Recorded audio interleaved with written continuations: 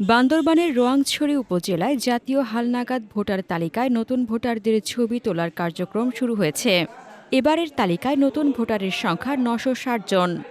বান্দরবান রোয়াংছড়ি প্রতিনিধি সাথ আয়ং মারমার প্রতিবেদনে থাকছে বিস্তারিত। উপজেলার ৪টি ইউনিয়নে ভোটার সংখ্যা নির্ধারণ করা হয়েছে। রোয়াংছড়ি ইউনিয়নে ২৯৯ জন, তারাছা ইউনিয়নে ২৩৮ জন, আলীখং ইউনিয়নে ১৭৯ জন এবং নোপাতং ইউনিয়নে ২৪৪ জন।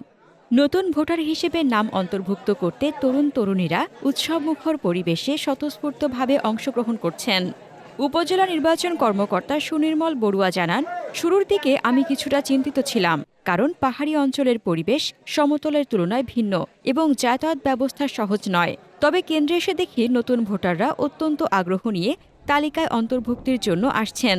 বিশেষ করে শিক্ষার্থীদের অংশগ্রহণ ছিল চোখে পড়ার মতো।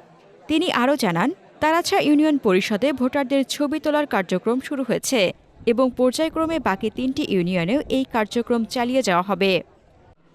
হাসনাতুজ্জাহান হিমু, দৈনিক খোলা চোখ।